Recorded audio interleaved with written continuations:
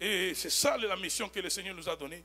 Et c'est ça même, l'onction qui coule en ces lieux. Et nous prions que l'Église, armée de racheter, que cette onction de la délivrance ne soit pas seulement sur le dirigeant, que cette onction affecte tous les membres. Que tu sois capable de chasser n'importe quel esprit qui s'élève dans ta famille, contre ton enfant, contre ton mari, contre ta femme, que tu sois capable.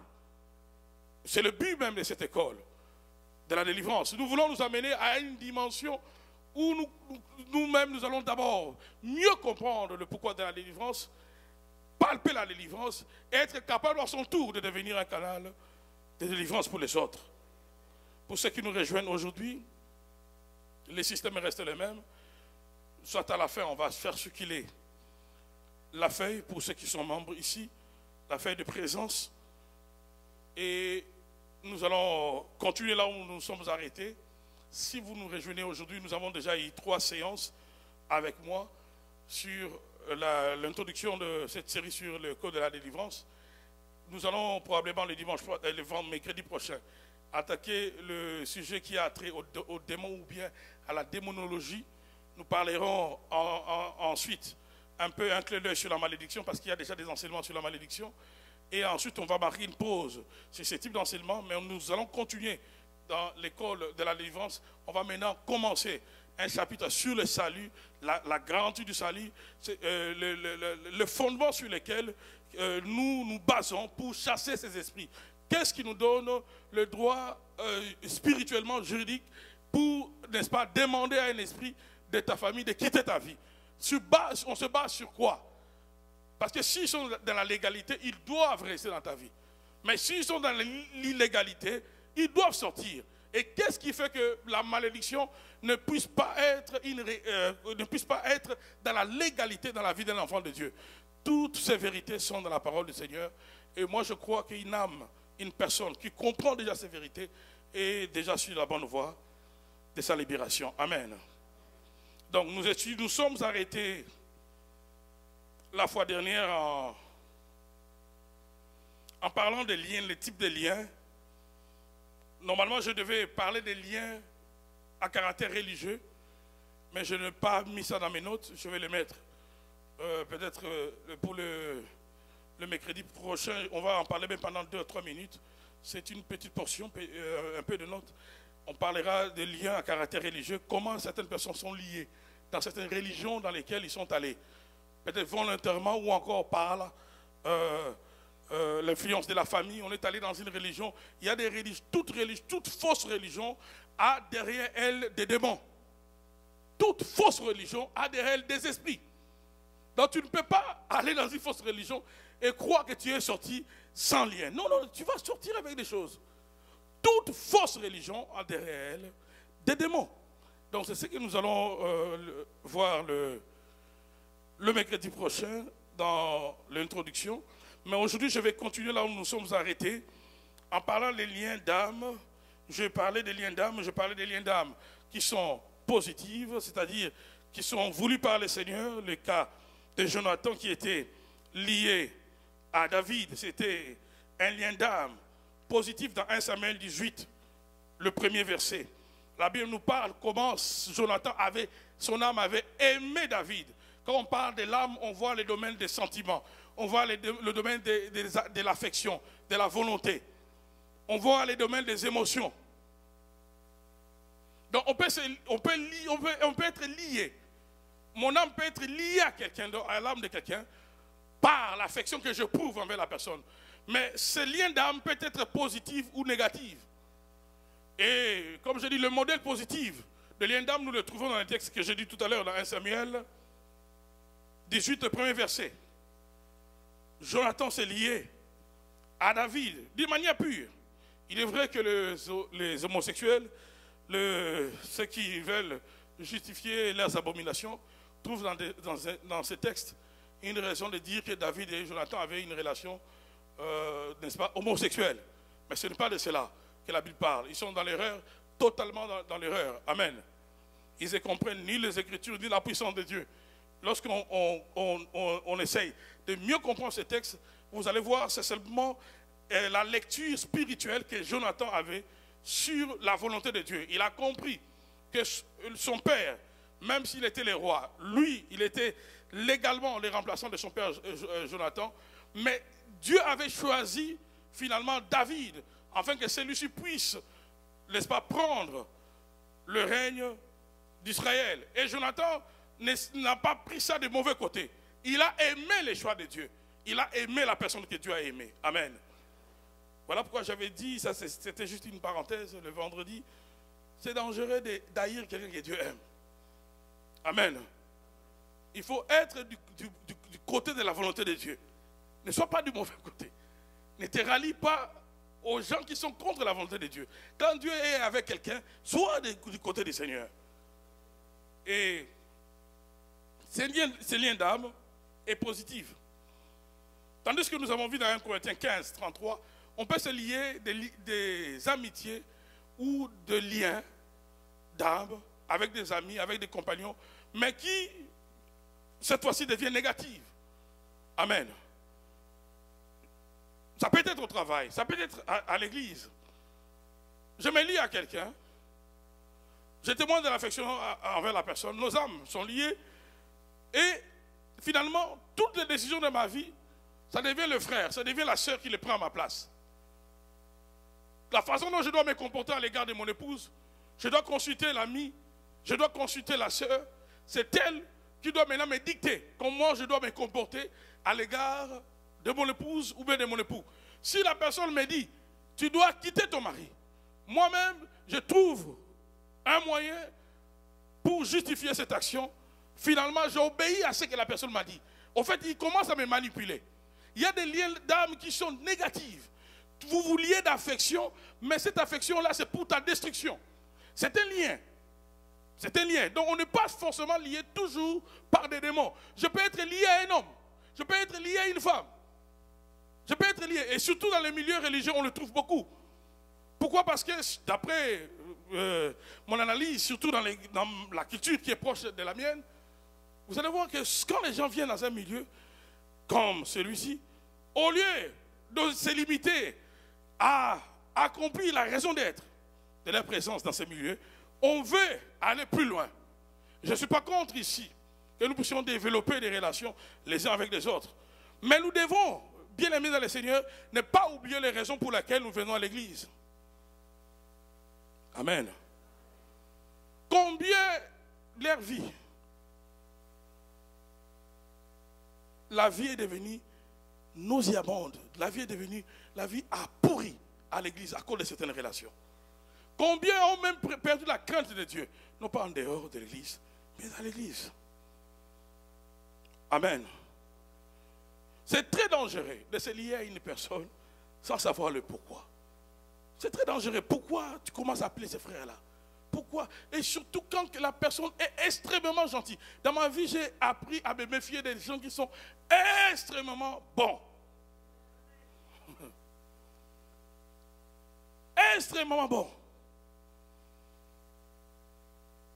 Et je le dis toujours à mon épouse, quand tu vois quelqu'un te proposer, ça peut même être une soeur, elle te propose tellement de bonnes choses, déjà prédispose-toi à dire non, ou bien envoie la personne chez moi. Et l'expérience n'a jamais menti. L'expérience n'a jamais menti. Amen. Je ne peux pas me lier à quelqu'un sans savoir pourquoi. Je me lie à elle. Pourquoi je parle avec cette personne chaque soir? Il y a certaines personnes, ils sont entrés dans nos vies. Bon, ils sont pas, on n'a pas une relation amoureuse, non. C'est une femme, je suis une femme. C'est un homme, je suis un homme. Mais je me rends compte que cette soeur, je ne peux plus passer 2 jours, 3 jours sans parler avec elle. Qu'est-ce que je tire de cette relation-là? Quel profit tu tires de cette relation?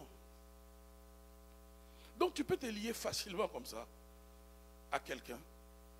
Vous liez vos vies, vous liez vos âmes. Et à la finalité, c'est la perdition. Si c'est une mauvaise personne, elle va te conduire loin du Seigneur, loin de la volonté du Seigneur. Parce que chaque relation que nous avons a un impact sur nous. La destinée est faite des relations. La destinée de l'homme est faite des relations. Christ n'a pas commencé le ministère seul. La nuit où il devait choisir les disciples, la Bible dit qu'il pria toute la nuit. Et il a choisi 12 personnes. Et les 12 étaient utiles, même Judas. Il était utile pour Christ. Judas était un mal nécessaire. Christ n'a pas choisi Judas par hasard. Judas devait se retrouver parmi les 12. C'est parmi les relations que Christ avait besoin pour sa destinée. Voilà pourquoi quand tu ne comprends pas la valeur des relations, tu ne comprends pas ce que les relations peuvent t'apporter, tu négliges, tu laisseras n'importe qui entrer, tu laisseras n'importe qui sortir. Il y a des relations qui sont importantes pour nous pendant un temps. Comme disait un ami, il y a des gens dans la vie qui sont des panneaux indicateurs. Ils sont bons, mais pour un temps. Le panneau indicateur, quand tu es sur l'autoroute, tu vois, ça te montre que là, tu te diriges à droite vers Ottawa, mais le panneau reste là. Toi, tu vas passer. Tu ne vas pas, tu ne prends pas le panneau avec toi et tu continues la route. Non. Tu vois l'indication du panneau, tu continues. Mais quelquefois, qu'est-ce que nous faisons dans la destinée? Nous voulons prendre avec nous des gens qui sont que des panneaux. Et notre destinée pèse. On ne va pas avec un panneau. Le panneau est là pour t'indiquer. Il y a des gens qui sont bons pour un temps. Mais il y a aussi des gens qui sont mauvais, mais qui sont utiles pour ta destinée. Et c'est des gens comme ça, ce n'est pas toi qui les demandes. C'est des gens que Dieu lui-même s'arrangera. Qui soient là comme des Judas, comme des Pénina. Des gens qui seront là pour se moquer de toi. Là, ce n'est pas toi qui les demandes. Tu ne les demandes pas. Donc, toi-même, tu sais que la personne est mauvaise pour moi. Tu veux même t'en débarrasser, mais tu as comme l'impression qu'il te colle à la peau. Là, ça, c'est le domaine de Dieu maintenant. C'est Dieu qui les utilise, un peu comme le cheval à qui on donne le fouet. Plus on donne le fouet, le cheval va vite. Dieu va se servir de ces gens-là pour te faire avancer. Souvent, ce qu'ils feront, les actions que ces gens-là feront contre toi, te poussera soit à craindre Dieu, te poussera plus à chercher le Seigneur, te poussera à devenir prudent. Mais il y a d'autres personnes qui sont mauvaises. Mais toi, tu ne sais pas que la personne elle est mauvaise. Tu te lis à la personne. Tu ouvres ton cœur. Tu lui expliques comment tu étais né. Tu lui expliques comment tu as eu ton enfant. Tu lui expliques comment tu t'es marié. Tu lui expliques même tes origines. Comment tu es venu au Canada. Tu lui vends la mèche de ta vie. Dans un premier temps, tu ne vois pas tous les côtés négatifs de la personne. Mais plus tard, tu commences à réaliser que cette relation est nuisible pour moi. Peut-être quand déjà la situation devient irréversible.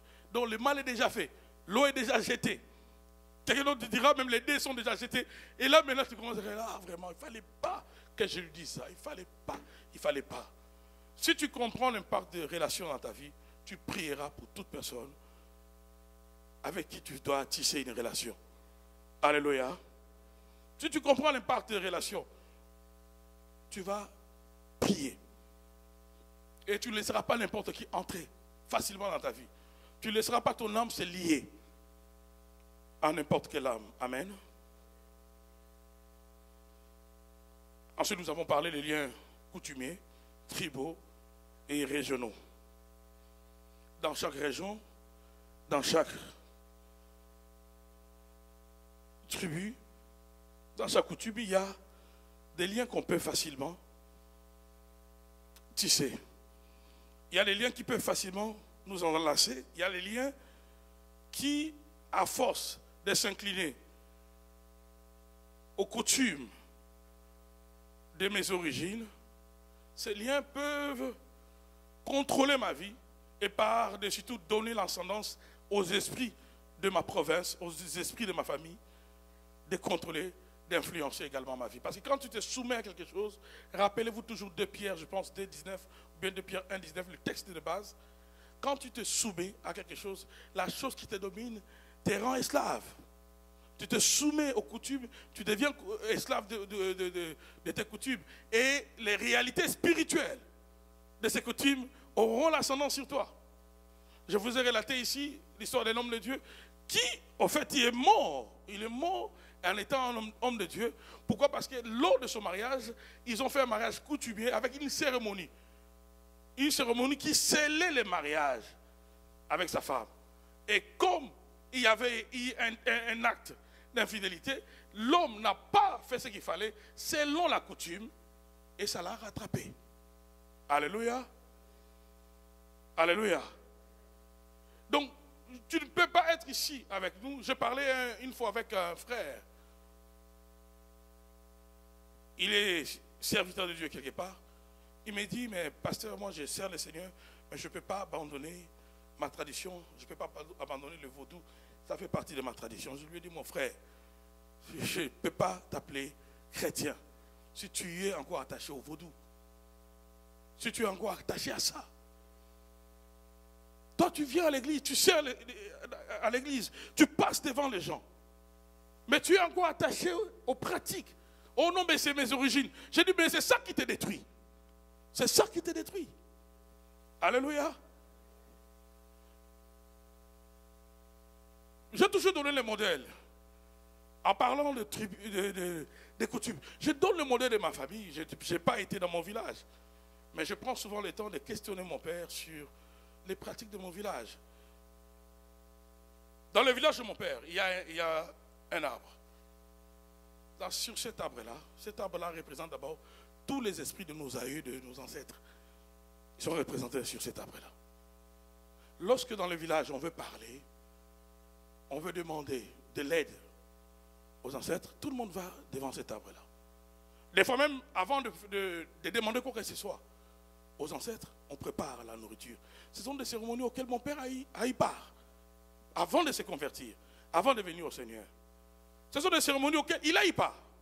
Et vous allez comprendre pourquoi la génération de nos parents, même s'ils se convertissent, ils ont beaucoup de combats. Parce qu'ils sont entrés dans beaucoup des alliances de ténèbres liées aux tribus, aux coutumes, liées aux esprits régionaux et tribaux. Est-ce que vous êtes avec moi? On prépare la nourriture, on va mettre devant l'arbre. Tout le monde recule. Là, tout le village attend.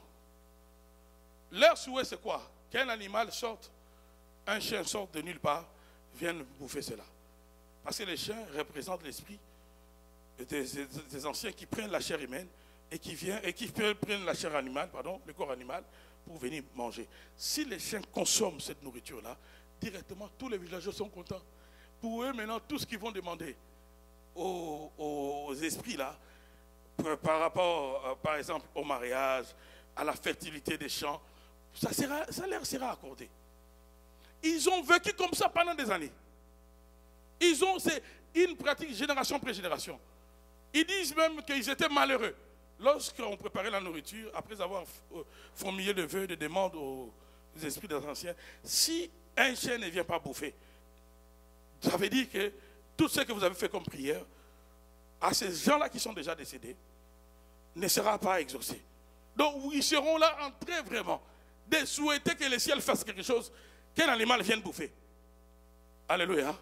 Tu penses maintenant, avec de telles pratiques, comment quelqu'un qui a pratiqué de telles pratiques ne sera-t-il pas lié par les esprits des morts? Et dans ma famille, dans la génération de mon père, il y a que des morts tragiques. Des morts tragiques. Pourquoi? Parce qu'eux-mêmes, ils entrent en contact avec ces morts-là. Ils entrent en contact avec ces morts. Le vendredi, je parlais ici. Je pense vers le Cameroun. Je pense au Cameroun, il y a une tribu où on va déterrer, dans des circonstances bien précises, le crâne d'un proche parent. Vous amenez le crâne à la maison.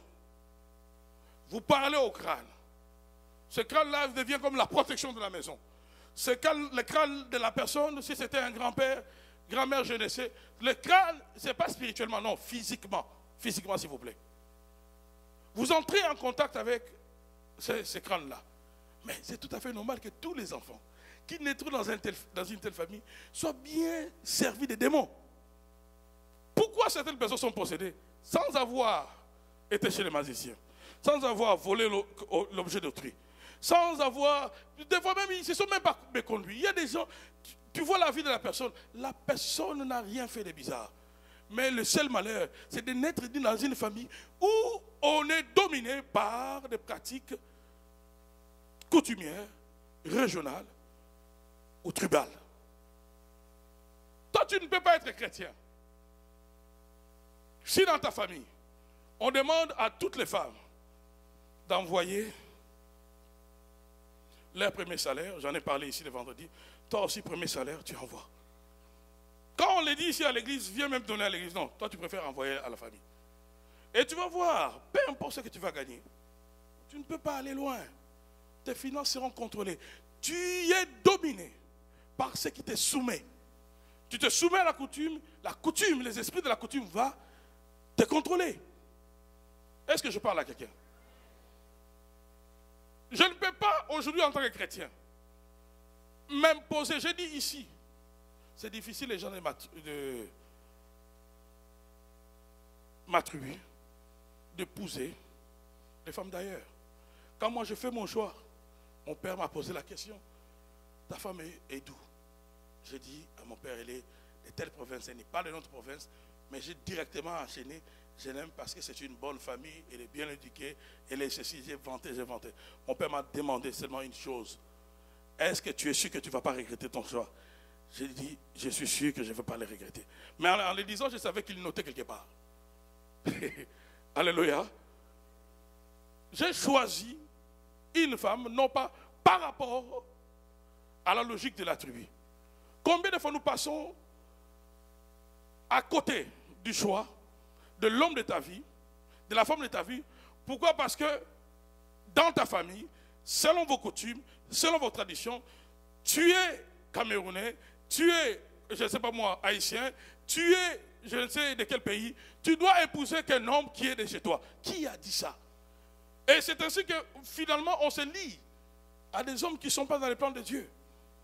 Moi-même je dois sentir que cet homme-là, cette femme-là, mon cœur bat, n'est-ce pas? Amen, hein? Oui, oui. J'ai choisi ma femme librement. Que des gens qui sont liés par des traditions, que des hommes qui sont liés, on t'impose, on te refuse même le mariage. Toute la famille, j'ai connu le cas d'un frère, il est d'ailleurs mort. Il y a quelques temps dans mon pays, il a été assassiné, un aîné du quartier.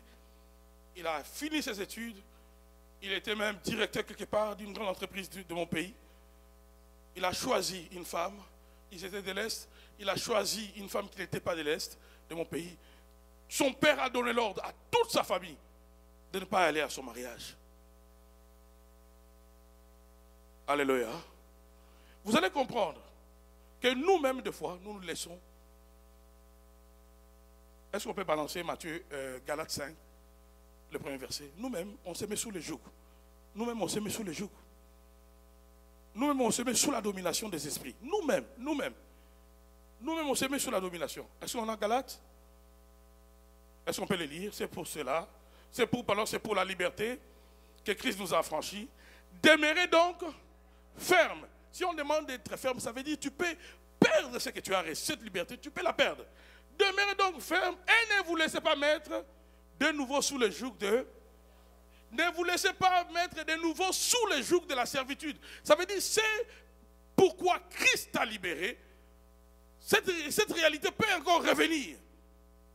Si toi, tu n'es pas ferme. Il faut rester ferme. Je suis chrétien. Si tout le monde dans ma famille doit envoyer, je ne sais pas moi, une chèvre, un mouton pour un sacrifice familial, moi je ne le ferai plus. Tu le fais, même si tu parles la langue, les esprits de la famille vont te lier. Le jour où on va décider qui on va tuer, on va t'avoir parce que c'est un principe spirituel. Toi-même, tu t'es soumis. Tu t'es soumis toi-même. Est-ce que j'aide quelqu'un? Toi-même, tu t'es laissé dominer par cet esprit-là. Alléluia. Je suis d'accord. Et la parole du Seigneur est d'accord. Lorsqu'il y a mariage, qu'il y ait d'autres. Mais vous allez voir que dans la plupart de nos traditions, on commence à joindre tellement de choses qui n'ont rien à voir avec la volonté de Dieu. Et des fois, on complique la vie au jeune homme pour rien. J'ai connu le cas d'une sœur avec laquelle on priait en Afrique, dans mon pays. Elle était déjà avancée en âge. Il y a un monsieur, après plusieurs temps de prière, un homme qui va l'aimer, qui va venir demander la dot, la liste de tous les biens pour l'épouser. On demande à ce type-là, je ne sais pas moi si le père de cette sœur-là pensait que l'homme était, comment il s'appelle, quiconque, hein, le géant là, le gorille là. Je ne sais pas s'il s'imaginait que cet homme-là, on lui demande 5 vaches, des animaux difficiles à trouver. Je dis, mais c'est quoi? L'homme va regarder, j'étais là ce jour-là, j'ai vu l'homme a regardé la liste. L'homme a secoué la tête, et puis il a dit un mot à la sœur, et puis il est parti. Je suis directement que cet homme n'allait plus jamais revenir. Alléluia. Non, tout le monde n'est pas Samson. Où est-ce qu'il va trouver tout ça? Des fois aussi, nos sœurs, là, hein, quand vous voyez, le frère vient, parle aussi à ta famille. Joue quand même un bon rôle. Parle à ta famille. Je ne dis pas qu'on puisse te donner sans valeur. Non. Non, non, non, non. Il faut une dot quand même. Alléluia. Parce que tu as de la valeur. Même la Bible le reconnaît. Mais on ne doit pas exagérer. Oh non, il y a un fruit qu'on ne retrouve que chez nous au village. Il y a un frère, on l'a obligé d'aller jusqu'au village. J'ai dit, celui-là, il aime vraiment sa femme. Il est allé aussi jusqu'au village pour trouver, je ne sais moi, quelle plante.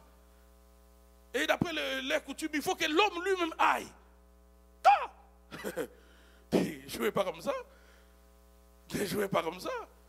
Et si je me fais mordre par un serpent, donc moi je meurs, elle continue sa vie. Moi je suis dans le monde de je ne sais pas moi, dans l'au-delà là-bas, mais elle continue sa vie. Pourquoi elle le risque? Alléluia.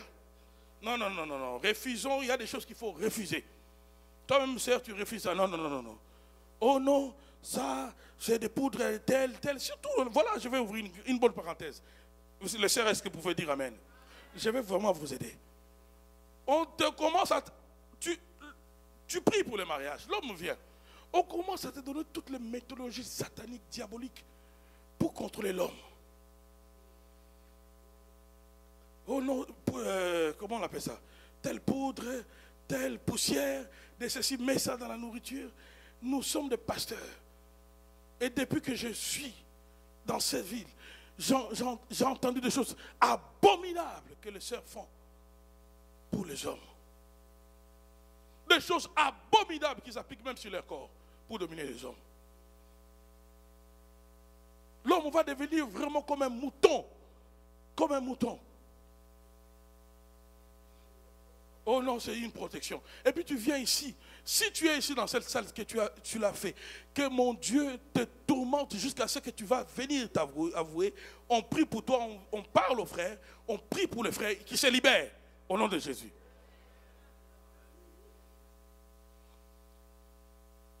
Il y a une tribu de mon village et de mon pays où qu'est-ce qu'on fait faire à la femme pour dominer l'homme? C'est toute une cérémonie, on te ramène dans la rivière. La femme va dormir sans vêtements pendant un temps et on la met dans la rivière. Elle prend une certaine position et on dit à la femme, tout animal qui va jaillir de l'eau, même si c'est un serpent, tu l'attrapes. Dès qu'elle fait ça, même si c'est un poisson, si ce jour-là c'est un poisson, d'abord bénis le ciel.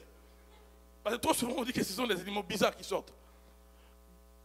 Dès que cet animal sort là, tu attrapes. Dès que tu l'attrapes, tout ce que l'homme va dire, c'est si tu regardes ce malin comme ça. Voilà pourquoi je teste souvent mon autorité de temps à autre. Alléluia. Tu ne vas pas me rendre chingom comme ça? Non, non, non, jamais. Tu ne peux pas me rendre carotte comme ça. Non, non, non, non, non. Voilà pourquoi il faut se lever dans la prière.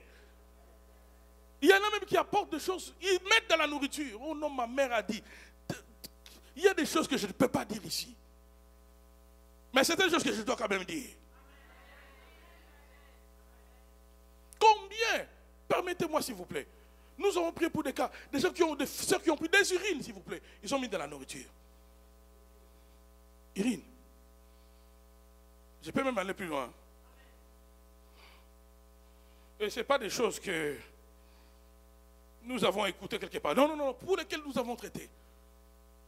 C'est diabolique, c'est sorcellérique. Tu n'as pas besoin, même si dans ta tribu, toutes les femmes le font.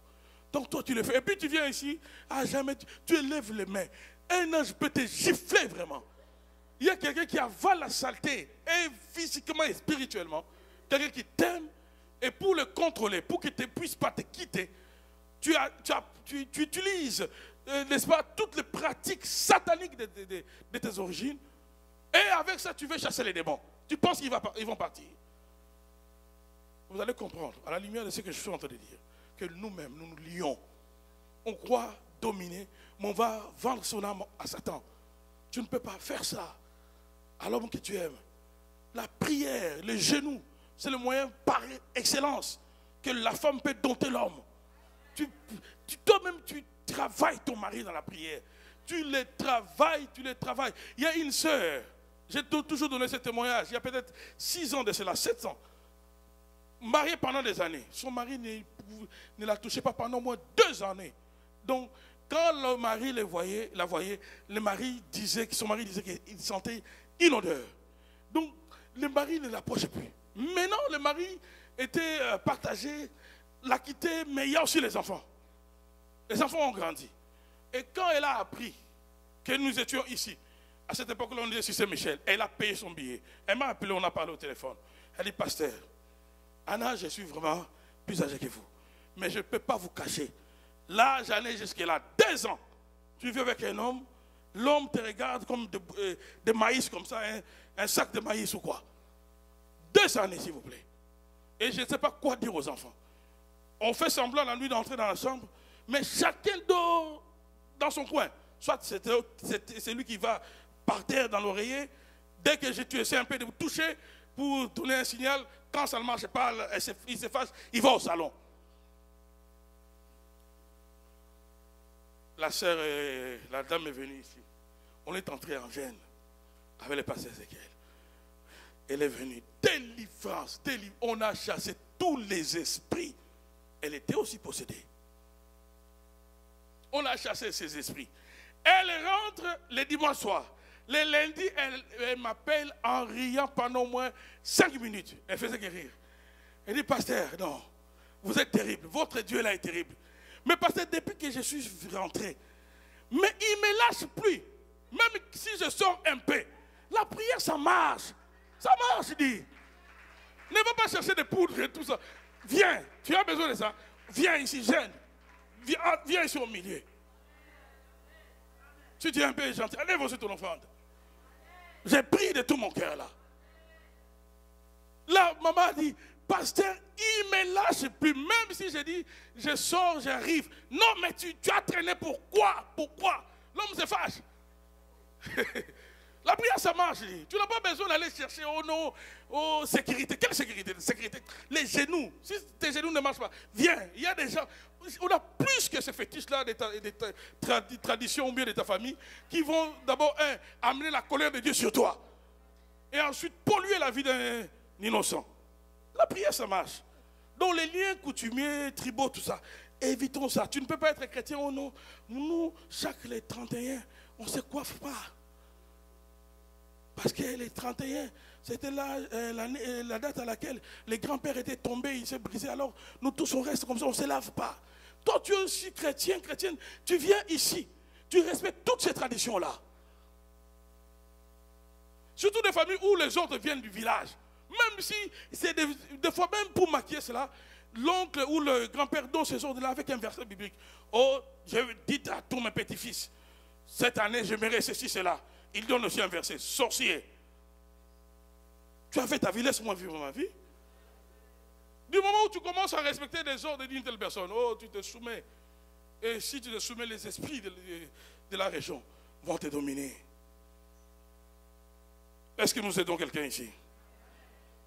Donc, tu dois avoir la liberté. La liberté, jouir de la liberté, c'est pour la liberté que Christ nous a franchie. J'ai la liberté de me lier avec l'homme de ma vie, de mon choix. Qu'il soit de ma tribu, qu'il ne soit pas de ma tribu, peu importe. D'abord, la tribu, ce n'est pas mon problème. Est-ce que c'est une bonne femme? Oui. Bien éduquée? Oui. Belle? Oui. Alléluia. Ça, ce sont mes critères à moi. C'était mes critères. Ce n'est pas tes critères à toi, c'est quoi? Alléluia. Belle? Oui. Intelligente? Oui. Universitaire? Oui. Ah. Là, je peux gêner, je peux tout faire. Mais là, la province, elle est d'où? Ah, ça viendra après.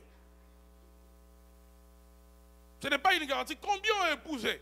les femmes de leur tribu, de la même tribu. Ça devient même comme de l'inceste, de la même tribu, mais ça ne marche pas.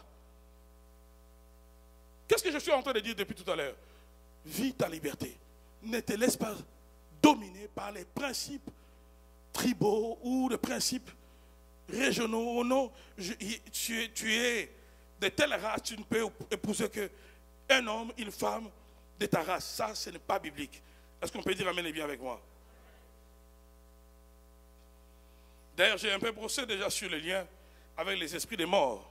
En donnant l'exemple de ma famille ici. Est-ce qu'on peut nous balancer Deutéronome? Deutéronome 18. 18, 10 à 13. Dans plusieurs cultures, vous allez voir, il y a toujours une pratique qui nous oblige à entrer en contact avec les morts. Dans plusieurs cultures. Il y a même dans certaines cultures, dans certains pays, où il y a même une journée où on célèbre ça, on célèbre les morts. Qu'on ne trouve chez toi personne qui fasse passer son fils ou sa fille par le feu, personne qui exerce le métier de devin, d'astrologue, d'augure, de magicien. Est-ce qu'on peut descendre encore? D'enchanteur, personne qui consulte ceux qui invoquent les esprits ou disent la bonne aventure, personne qui interroge les morts. Donc tu n'as pas besoin de faire ce que Saül a fait si tu as besoin de connaître l'avenir. Oh non, nous dans notre famille, quand ton père est décédé, on va même commencer à aller déposer des costumes, des vêtements à papa, et tu vas là, tu te mets devant la tombe, papa, depuis que tu es parti. Vraiment, moi, je souffre. Tu balances même tes mains. Tu expliques. Ces contacts-là, d'abord, Dieu désapprouve ça. Même si c'était ton père, même si c'était ta mère, même si c'était quelqu'un de très bien. Du moment où la personne est de l'autre côté, c'est fini. C'est fini. C'est fini. Oh, c'était mon frère, c'était ma soeur intime. Non. C'est fini. Elle est partie. Bon, si tu es au ciel, attends-moi, j'arrive. Mais pour l'instant, moi, je suis dans le monde des vivants. Pas de contact. Tu viens dans mes rêves au nom de Jésus. 100 mètres, 2000 coudées. Que l'onction de Dieu te repousse très vite. Oh non, je me promenais avec mon frère. Je me sens en sécurité. Tu te sens en sécurité avec un mort? Une fois, ma femme me relatait. Elle a travaillé avec une sœur d'une Québécoise qui a perdu, je pense, son père, qui a perdu son enfant. Et chaque nuit, cette femme disait à ma soeur, à mon épouse, pardon, qu'elle voyait son père venir. Je suis avec papa, je suis avec mon enfant. Et de temps à autre, avant de dormir, je les appelle. Une telle personne n'aura pas une longue vie. Toujours avec les esprits de mort. Ils vont vite te tirer de leur côté. Ils sont sans pitié. Ils vont vite te tirer. On va t'enlever de la terre inutilement. Amen. Je parlais de frère. Il a eu 2 rêves. Hein. Dans les rêves, si tu n'es pas quelqu'un de spirituel, tu ne vas pas comprendre qu'on l'avait déjà touché. Il voyait des morts, mais ce n'était pas lui qui était mort. Moi, j'ai directement compris que dans ce rêve-là, c'est lui. Parce que dans les rêves, dans le monde spirituel, on peut jouer avec toi. On te montre une autre personne, on te montre des corps de personnes qui sont décédées, mais toi, tu es comme spectateur. Pourquoi il te montre ça? Ça veut dire que toi-même, tu es là-bas. Alléluia.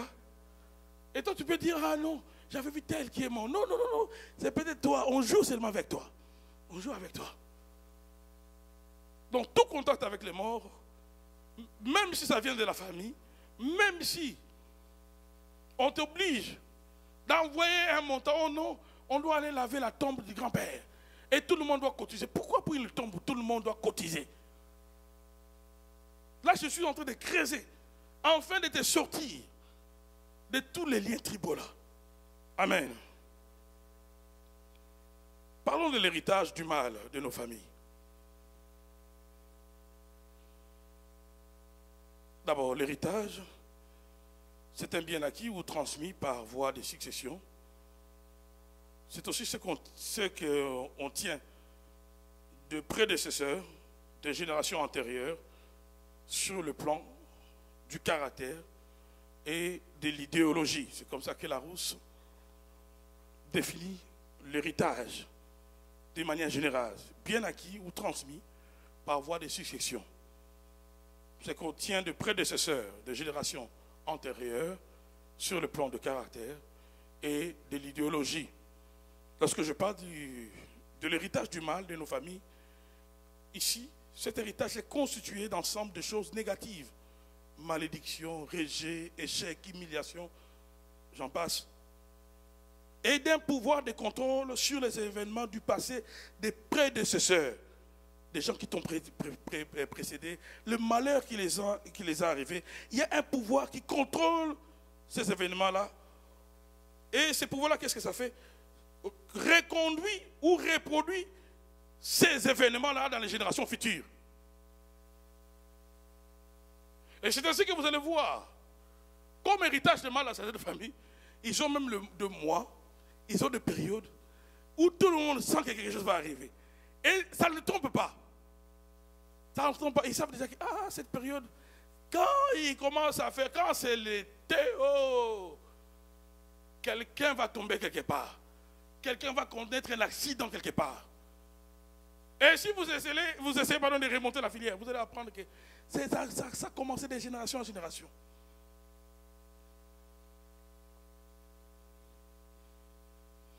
L'héritage du mal de nos familles est constitué d'ensemble de choses négatives. Malédiction, rejet, échec, humiliation, toutes ces choses-là mises ensemble. Et d'un pouvoir de contrôle sur les événements du passé des prédécesseurs qu'on reconduit ou on reproduit dans les générations futures. Donc vos vies deviennent simplement une copie conforme de la vie de ceux qui vous ont précédé. Papa était mort d'une manière précoce, maman a souffert. Moi aussi, ma vie, c'est la souffrance. Moi aussi, c'est la mort précoce. Donc j'ai reproduit que la vie des gens qui m'ont précédé. Alléluia. Quelqu'un peut venir la prendre, il n'y a pas de problème. Elle a besoin de s'amuser. Tu peux venir, sœur Sylvie. Alléluia. Tu veux prêcher avec moi? Il y a l'onction de la prédication ici. Hein?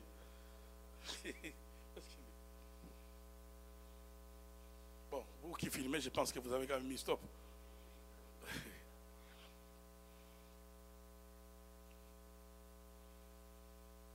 Donc l'héritage du mal de nos familles, c'est terrible. Tu peux être là dans ta vie, n'est qu'une copie conforme. Je me rappellerai toujours d'une sœur. Je témoigne de cela souvent parce que ça m'avait marqué.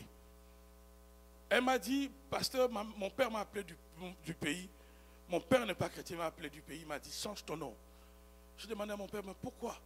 Son père a crié au téléphone. Je te dis, change ton nom vite. Je lui ai demandé, mais le nom que tu as, tu l'as acquis, tu l'as hérité de qui? En fait, c'était le nom de qui? De la famille. De la sœur de mon père. Je lui ai posé la question, quelle était la vie de la sœur de ton père? Le pasteur, il a eu des enfants avec plusieurs hommes. Il a fini sa vie sans se marier, mais il a eu des enfants. Et toi, maintenant, c'est quoi ta situation? Au pasteur, je suis déjà à 3 enfants et chaque enfant a son père. Et lui, est-ce que tu comprends maintenant le souci de ton père? Même un homme qui est sans Dieu a pu lire qu'il y a un héritage qui a été transmis dans la vie de ma fille. Comment je peux donner à ma fille le nom de ma soeur? Ma soeur qui n'a pas pu rester dans le mariage et qui a eu des enfants avec plusieurs hommes. Ma fille à qui je donne le même nom, elle se retrouve dans la même situation, en train de reproduire des événements de quelqu'un qui a vécu au village. Vous n'avez pas besoin d'être dans la même ville avec cette personne-là. Non, non, non, non. L'héritage des familles va s'en charger. Tu peux quitter, même va à Sydney. S'il y a ces liens-là, l'héritage des familles t'obligera à faire la même chose. Peut-être dans un milieu plus agréable, mais tu vivras la même chose que les réalités de ceux qui t'ont précédé. Et vous allez voir que dans la plupart de nos familles, on est contrôlé comme ça. On est contrôlé comme ça. Maintenant, quand moi j'écoute des prédicateurs qui semblent banaliser tout ça, alors que la réalité est là. La réalité est là. Plusieurs personnes sont liées. Le malheur que plusieurs viennent à l'église, mais leur vie, c'est la copie conforme, non pas du plan de Dieu, la copie conforme de leurs prédécesseurs, de leur famille. Vous allez voir, papa était polygame, et finalement, il y aura toujours une puissance, une force un peu comme celle de la présenter, qui t'attire à tout prix à les devenir aussi.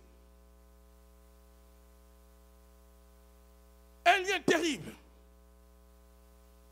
L'héritage du mal. Voilà pourquoi quand tu commences à réaliser déjà, il y a des similarités entre ma vie et la vie de mon père, ma vie et la vie de ma mère, ma vie et la vie de la personne de qui on m'a donné le nom. Non, non, tu n'as pas besoin d'abord de venir voir le pasteur. Toi-même, déchaîne-toi dans la prière, parce que tu risques de passer toute ton existence comme ça. Tu n'as pas vécu le plan que le Seigneur a élaboré pour toi. Parce qu'il y a une guerre, il y a une guerre spirituelle. Il y a une guerre spirituelle et le diable était rusé. La guerre, c'est entre quoi et quoi? La guerre est entre ce que Dieu a arrêté pour toi avant la fondation du monde. Et cette réalité n'entre en vigueur que si réellement tes deux pieds d'abord sont un dans le Seigneur. Deux, tu brises tout ce qui était déjà là. Par la famille, par les liens de sang, tu les brises. Maintenant, tu deviens non pas dépendant de l'héritage du sang, tu deviens dépendant de l'héritage céleste. Voilà pourquoi Paul dit que nous sommes des héritiers de co-héritiers avec Christ. Donc nous ne dépendons plus de l'héritage de qui a été mon père, de qui était ma mère. Nous dépendons maintenant de l'héritage céleste. Donc même quand je prie, je me comporte à un homme céleste. Je me comporte à une femme céleste. Je sais que mon père, c'est zéro, l'obscurité, sorcellerie. Ma mère, de son côté, sorcellerie, la même chose. Donc le ciel, c'est le ciel. C'est le ciel qui me bénit. C'est le ciel qui me bénit. Sinon, tu vas vivre l'héritage du mal. Aussi belle, aussi beau, aussi intelligent que tu es, tu verras que les événements auront tendance à virer. Hein? Tu seras pris dans, tu diras non, moi je ne ferai pas ça. J'ai vu un oncle de la famille verser des larmes quand un de son premier garçon a engrossé des filles. Cet oncle-là a dit, ah là là, ces malheurs, je m'étais juré que ces malheurs n'arrivera pas dans la vie de mon garçon si Dieu me donne un garçon. Parce que mon garçon est en train de reproduire le même erreur que j'ai commis dans mon adolescence. J'ai commencé ma vie en rendant 2 filles gosses. Et ça m'a porté malheur. J'en ai souffert. Et j'ai la malchance. C'est que je me suis juré qu'il n'allait pas arriver. Je vois mon fils aîné les reproduire à la lettre. Héritage des ténèbres. Déjà quand tu vas maintenant, tu viens de familles où facilement on va consulter les médiums. On va consulter les féticheurs. On t'a fait des incisions. Oh, tu es un candidat, donc un candidat par excellence à ces choses-là. Donc, si tu ne te lèves pas dans la prière, ça ne va pas te rater. Ça ne va pas te rater parce qu'au-delà de la puissance invisible de l'héritage de la famille, il y a aussi une consécration qui a été faite. À chaque fois que tu es entré en contact avec des pratiques de ténèbres, le diable profite de ce contact-là pour sceller ce qui a déjà été décidé dans ta famille, afin que cela vienne. Est-ce que j'aide quelqu'un ici? Donc, ce pouvoir, cet héritage du mal est à la base de l'uniformité des réalités d'une famille, d'une génération à l'autre. Cet héritage est à la base de l'uniformité des réalités d'une famille, d'une génération à l'autre. Père est mort par suicide. Il va avoir un enfant, il meurt par suicide. Quand j'en parle, je pense au Kennedy. Vous avez vu comment les Kennedy meurent. Et c'est toujours des morts bizarres, les Kennedy. Oh, on l'a tué. La personne qui le tue, on ne saura jamais. Est-ce que c'est vraiment la personne qu'on avait arrêtée? Et la personne qu'on arrête aussi se tue. Donc, finalement, un autre prend l'avion, il disparaît comme ça dans les airs, et plus tard, on apprend qu'il s'est noyé. Toujours des morts bizarres, des morts mystérieuses. Quand il y a un héritage spirituel dans une famille, c'est là où vous allez voir que le diable, comme j'aime dire, il est vraiment né avant la honte. Satan n'a pas honte de manifester ses œuvres. Le diable n'a pas honte que tout le monde sache que sa main est sur votre famille. Satan n'a pas honte. Le diable n'a pas honte de ça. Cet héritage du mal est à la base de l'uniformité des réalités dans une famille, d'une génération à l'autre. Complications de maternité, vous allez voir, ça commence quelque part. Si on a géré, d'après les coutumes, que dans cette famille-là, personne ne va mettre au monde. Vous allez voir que les femmes vont avoir des complications de maternité. Qu'elles viennent ici, qu'elles aillent en Afrique du Sud, qu'elles aillent en Indonésie, à Kuala Lumpur, choisissez n'importe quel pays. La réalité de maternité va suivre cette sœur-là. Ça va la suivre. Pourquoi? Parce que c'est quelque chose qui est décidé par les pouvoirs de la famille. En fait, qu'est-ce que Satan a fait? Le diable sait que pour contrôler une nation, il faut commencer par contrôler une famille. Et le diable a posé une colonne vertébrale de la plupart de nos familles qu'on appelle la sorcellerie. Alléluia. Ça change de nom selon les cultures, selon les traditions. Mais la sorcellerie est là. La sorcellerie est là. Ceux qui vont dans l'occultisme, c'est aussi la sorcellerie pareil. Ceux qui pratiquent le vaudou, c'est la sorcellerie pareil. Amen. Ben, j'ai prévu, en parlant de l'héritage, d'ouvrir une grande parenthèse sur la sorcellerie et sur ces réalités. Mais laissez-moi d'abord, avant d'attaquer sur la sorcellerie, laissez-moi vous parler un peu, bibliquement parlant, de certains patriarches de la Bible où on a vu leurs erreurs revenir dans la vie de leurs enfants. J'ai l'exemple d'Abraham avec sa femme dans Genèse 12, 10 à 17 et Genèse 26, 7 à 11. On voit Abraham mentir, on voit son fils Isaac mentir et on voit son petit-fils Jacob porter même le nom de menteur. Lui sera vraiment, ça va, donc après 2 générations, les mensonges sera exposé en 2. Ça va se multiplier sur Jacob alors. On voit David dans 2 Samuel 11, 2 à 4, commettre l'adultère. On voit son fils Amnon a commis l'inceste avec Tamar dans 2 Samuel 13, 10 à 14. On voit Absalom, son fils, coucher avec les femmes de son père, David, dans 2 Samuel 16, 22. On voit Salomon, lui maintenant il vient couronner tout ça. Dans 1 roi 11, 1 à 5, lui il va maintenant battre les pères. Il aura 1000 femmes. La faiblesse qui est partie de père. On voit comment ça passe d'un fils à l'autre. Une réalité. On dirait que vous êtes en train de faire une chorégraphie. Vous voyez comment les danseurs la font de chorégraphie. Des fois, c'est ce qu'on fait faire aux gens dans le monde des ténèbres. Donc, vous faites la même chose, les mêmes erreurs. Et ne t'en fais pas. L'effet de comprendre ça ne te disqualifie pas d'office à ça. Si tu ne te lèves pas dans la prière, si tu ne combats pas cette réalité, ça aura tendance à partir, à revenir, à partir, à revenir.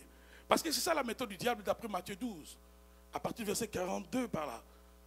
Quand on les chasse, ils partent, les démons, ils ne se laissent pas faire. Ils auront toujours tendance à se dire qu'il y aura une nouvelle chance. Ils ne se comprennent pas la foi des démons. Mais ils ont cette foi-là, que là où on m'a chassé, je peux encore rentrer. Je peux encore regagner la place. Voilà pourquoi il faut rester ferme quand tu obtiens la liberté. Reste ferme. Galates 5 dit, c'est pour la liberté que Christ vous a affranchi. Restons fermes. Reste ferme. Il y a des réalités où tu sens déjà que ça c'est la puissance de la polygamie qui commence à agir. Alléluia. Ça c'est la puissance réellement des rejets que toutes les femmes de ma famille connaissent, qui commencent à agir.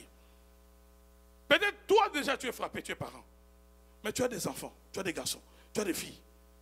Si tu te lèves pas dans la prière, ce qui t'a vaincu va continuer dans les générations futures. Celui qui arrive à arrêter un mal qui se transmet génération par génération sera le précurseur. Il sera le précurseur, il sera le premier qui va inaugurer l'ère nouvelle pour les générations futures. Voilà pourquoi le plan de Dieu, lorsqu'il nous sauve, je pense que c'est dans le livre des Actes, et que nous soyons de ces précurseurs-là, d'une nouvelle ère où les données vont changer, où les réalités vont changer. Voilà pourquoi la Bible dit, si tu crois, tu seras sauvé, toi et quoi? Et ta famille. Donc toi, tu viens changer la logique de la famille. Par toi, Dieu veut trouver le moyen de briser un système qui a contrôlé toute la famille. Et il est important, justement, de prendre en considération son salut. C'est le point de départ. C'est le point de départ du changement. Si tu n'es pas sauvé, tu n'as pas donné ton cœur à Jésus, tout ce que je suis en train de dire ici seront des simples informations pour toi. Même si tu comprends très bien cela, tu peux les réciter de A à Z. Ça ne changera rien. Le point de départ, d'abord, c'est la nouvelle naissance. Deuxièmement, quand tu comprends cette réalité et que tu vois que les fruits de l'arbre témoignent de la présence d'une malédiction, commence à combattre. Parce qu'on reconnaît la qualité de l'arbre par le fruit. S'il n'y a pas la malédiction, mais tu vas chercher quoi? Tu verras que ta vie elle est bonne. Si tu vois déjà il y a des signes, similarité, papa, telle maladie cancer, moi aussi, au même endroit que mon père a connu cette maladie, au même endroit je ressens la douleur. Avant même d'aller voir le médecin. Non, j'entre déjà dans la prière. Alléluia. J'entre déjà dans la prière. Je commence à briser ce système-là dans le nom de Jésus. Est-ce que j'ai dit quelqu'un? Toi-même, tu commences déjà. C'est pas pasteur, c'est comme ma délivrance. Non. Bon, en attendant que le pasteur te dise la délivrance, toi, tu fais quoi? Alléluia. Tu fais quoi? Quand le pasteur sera en train de nous les requêtes ici, commencez à prier. Toi, tu sais que moi, mon problème, c'est la jambe. Moi, mon problème, c'est le dos. Ça traverse génération après génération. L'héritage du mal te fera vivre un mauvais modèle de la vie, soit de nos parents ou des personnes qui nous sont chères. L'héritage du mal fait payer aux générations innocentes le prix des alliances et des pactes des générations antérieures.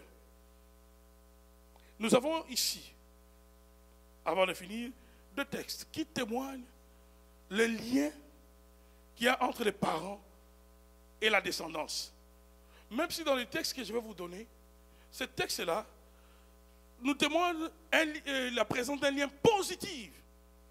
Mais en partant d'un lien positif, on peut déduire aussi par là que si la réalité changeait, si par exemple les parents ont connu Dieu et que la descendance est bénie, mais alors si les parents ont servi le diable, la descendance sera maudite. Alléluia. Dans le livre de Romains 11, 28, en parlant d'Israël, parce que j'aimerais renforcer une chose en nous, qu'il y a un lien entre toi et ceux qui viendront après. Il y a un lien entre toi et ceux qui t'ont précédé. Dans Romains 11, 28, écoutez ce que dit la Bible, est-ce qu'on peut le lire ensemble? En ce qui concerne l'évangile, ils sont ennemis à cause de vous. On parle ici d'Israël, n'est-ce pas? Non. Est-ce que vous savez de qui on parle? Il est question ici. On parle d'Israël, n'est-ce pas? En ce qui concerne l'évangile, ils sont ennemis à cause de vous. Vous, ici, c'est qui? Vous, c'est qui? Nous, n'est-ce pas? Là, c'est Paul qui s'adresse aux chrétiens de l'église de Rome, qui étaient constitués des nations. Les nations, ça veut dire le païen. D'accord? À ce qui concerne l'évangile, ils sont ennemis à cause de vous, à cause de nous, les nations. Mais en ce qui concerne l'élection, ils sont aimés à cause de qui? De leur Père. Qu'est-ce que le verset suivant est en train de nous dire? Car Dieu ne se répand pas de ses dons et de son appel. Une déclaration très forte que Paul fait dans le Nouveau Testament. Parce que quelqu'un va dire, ah non, la Bible a déjà dit que les dons des parents, ceci c'est quoi? Oui, tout ça c'est vrai. Tout ça c'est vrai, mais je te montre là. La relation de père continue à justifier même les enfants qui ont refusé Dieu, s'il vous plaît. C'est fort. C'est fort. On est tendance à dire, ah, ça c'est pas l'injustice. Ils refusent de reconnaître le Messie. Ils refusent de reconnaître le Christ.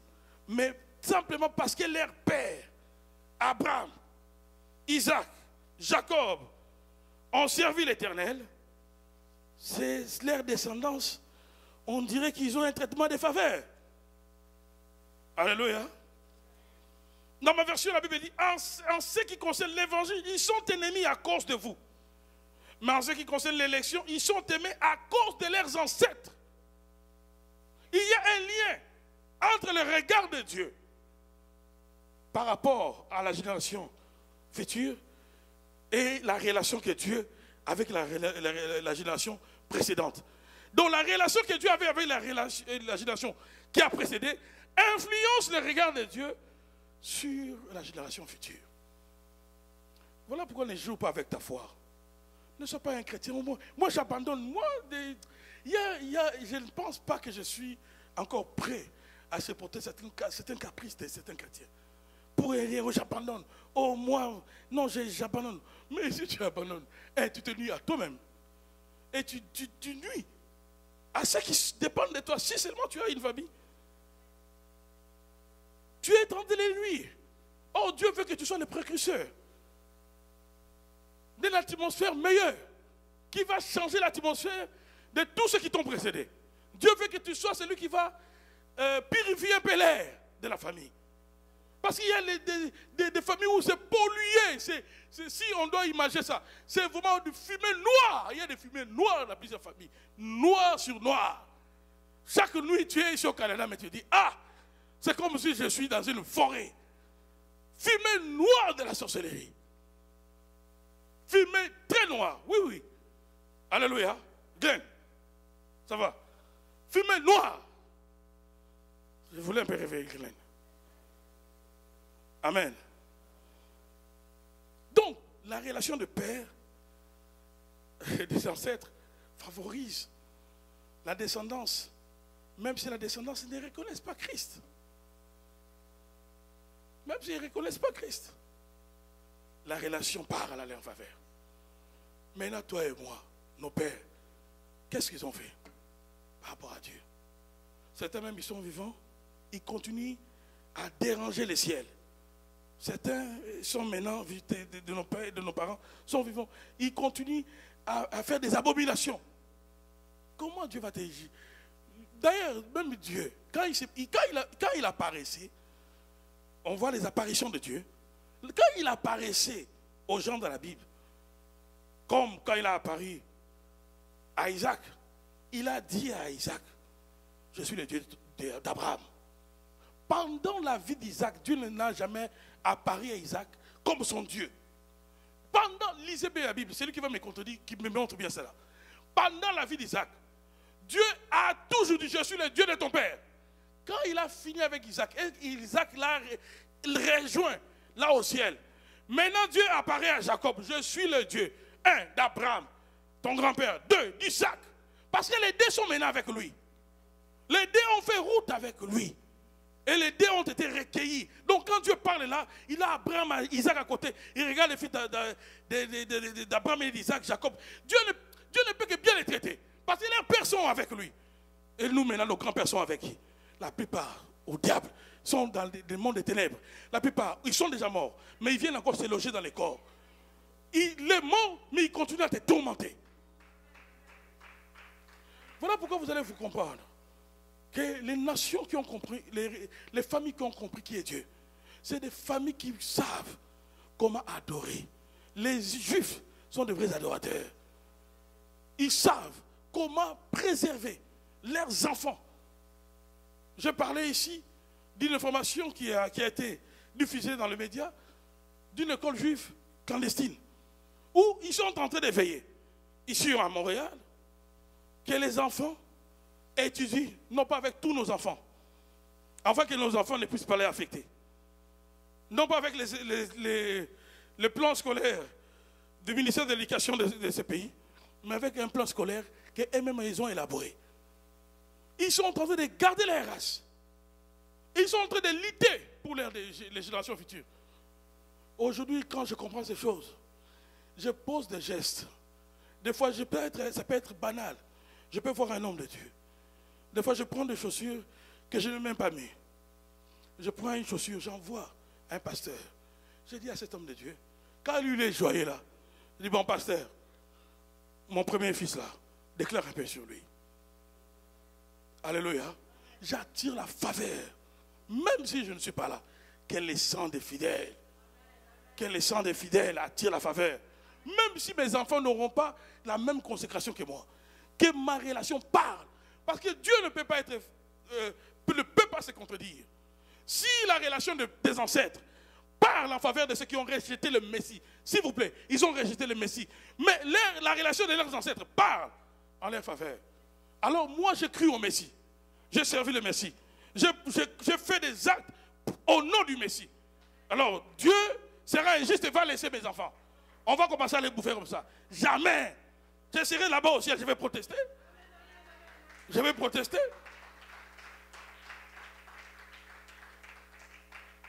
Dernier texte. Hébreux 7, 9 à 10. Un autre texte du Nouveau Testament qui démontre la conséquence positive de la relation de père envers Dieu, dont la descendance en est le bénéficiaire. Hébreux 7, 9 à 10.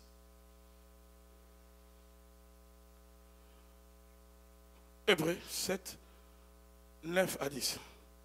Est-ce qu'on peut le lire? De plus, Lévi, qui perçoit la dîme, l'a payé, pour ainsi dire, par Abraham. Le verset suivant. Car il était encore dans les reins de son père, lorsque Melchisedec alla au-devant d'Abraham. Dans ce texte, on nous parle de Lévi. Lévi, c'est le fils de qui? C'est le fils de qui? Jacob est le fils de qui? Isaac est le fils de qui? D'Abraham. Mais qui avait croisé Melchisedec? Abraham, n'est-ce pas? Maintenant, quand Abraham a croisé Melchisedec, il a pris la dîme de tout ce qu'il avait. Il donne à Melchisedec. Melchisedec, c'était Dieu lui-même. Il prend la dîme, il donne à Melchisedec. Maintenant, nulle part dans l'Ancien Testament, vous allez voir les écrivains de l'Ancien Testament établir un lien entre l'acte d'Abraham et Lévi, qui sera le fils de Jacob, donc arrière-petit-fils d'Abraham, qui, d'après le choix de Dieu, sera sa tribu Lévi, sera la tribu qui va commencer à recevoir la dîme de tous les autres peuples. Comme c'était des gens consacrés 100% pour Dieu, ils n'avaient pas droit à la terre. Alors Dieu partageait avec les Lévites la nourriture. Voilà pourquoi les Lévites percevaient la dîme de tous les autres frères de Jacob, de tous les autres enfants de Jacob. Maintenant, l'auteur aux épîtres aux Hébreux, c'est un grand écrivain. Ça, on dit soit c'est Barnabas, d'autres disent c'est Paul. Mais l'auteur de ces livres, il a donné une grande révélation. Il dit que Lévi, s'il perçoit la dîme, ce n'est pas pour rien. Il ne perçoit pas seulement la dîme pour percevoir. Si Lévi qui perçoit la dîme est agréé par Dieu, c'est parce que Lévi lui-même, avant de commencer à percevoir ça, il avait payé la dîme. Mais comment il a payé la dîme? Il est en train de nous montrer que le jour où son arrière-grand-père a rencontré Melchisedec, il a pris la dîme, il a donné à Melchisedec. Lévi n'était pas encore là parce qu'il y a au moins 2 générations qui le séparent. Il y a Isaac, il y a Jacob qui séparent Lévi à Abraham. Est-ce que vous êtes avec moi? Alors, malgré qu'il y a 2 générations, l'acte que l'arrière-grand-père de Lévi avait posé impliquait aussi Lévi. Donc quand Abraham donnait à Melchisedec la dîme, Lévi était dans les entrailles d'Isaac, Lévi était dans les entrailles de Jacob, Jacob était dans les entrailles d'Isaac, Isaac était dans les entrailles d'Abraham, d'où l'acte d'Abraham a affecté positivement au moins 3 générations. J'aimerais vous dire, j'ai compris un secret par rapport à la libéralité. Là, je vous le dis de tout mon cœur. Si tu n'apprends pas à faire du bien aux gens, si tu n'apprends pas à s'aimer, si tu n'apprends pas à donner ton offrande au Seigneur, si tu n'apprends pas ça, tu vas vivre une vie moyenne. Ceux qui viendront après toi n'auront aucune faveur. Il y a des faveurs que nous obtenons simplement parce que nous posons des gestes, que ces gestes-là vont non seulement marquer notre existence, mais va affecter même les générations futures. Il y a des gestes qui affectent la destinée. Voilà par exemple, aujourd'hui nous sommes en train de souffrir, de chasser des esprits des consécrations parentales. Toi, tu n'es pas allé chez le féticheur.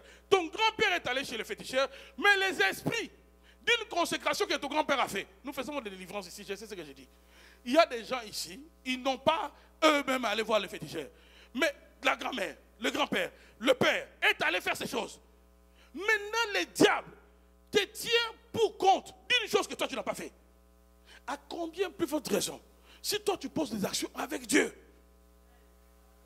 et que tu lis ta vie, tu lis tes enfants dans ces actions-là, est-ce que j'ai dit quelqu'un? Vous allez voir que le diable veut nous maintenir dans la médiocrité. Ne fais pas ça. Ne fais pas ça. Ne fais pas ça. Il y a un garçon avec lequel j'ai vécu, dans le même quartier. C'était pas bon, il allait à l'église. Il m'a retrouvé sur Internet la fois dernière. Il m'a écrit, mon cher, j'ai besoin un peu d'argent. On a chassé mon enfant de l'école. J'ai partagé en riant avec le pasteur Ezekiel. Il m'a dit, non, mon cher, envoie-lui cet argent-là. Directement, je suis allé. J'ai fait le transfert de MoneyGram. Il m'a écrit, il m'a tellement béni. Il m'a tellement béni. Quand je lisais toutes les paroles qui me bénissaient, je n'ai même pas répondu. J'ai dit, tout ce que moi je voulais, c'était tes bénédictions-là que tu me donnes comme ça. Que tu me donnes, que tu me donnes. Et là, j'ai dit, non, j'ai plus que de preuves palpables et spirituelles qu'on m'a béni. C'est tout ce que je fais. Alléluia. Je me suis dit, je ne peux pas passer un mois sans avoir une personne qui me bénit. Depuis que j'ai compris ce principe-là, je l'ai dit à mon épouse, on ne peut pas passer un mois sans avoir quelqu'un qui prononce une bonne parole sur nous, sur nos enfants. Il y a tellement de gens qui sont dans nos familles, qui sont autour de nous, qui nous maudissent chaque jour. La parole des gens à qui nous faisons le bien fait un contrepoids. Ça veut dire que ça m'évite aussi de prier. Ça m'évite, même si tu veux me faire du mal. Oh, il y a une parole que quelqu'un va dire quelque part. Non, Seigneur, bénis fidèle.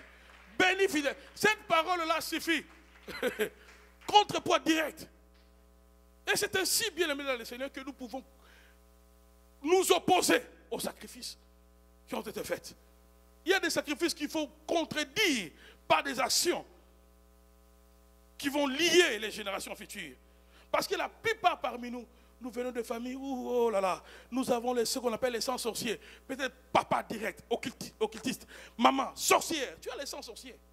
Ça veut dire que tu as l'héritage. Les sangs qui coulent dans tes veines là, c'est l'héritage du mal.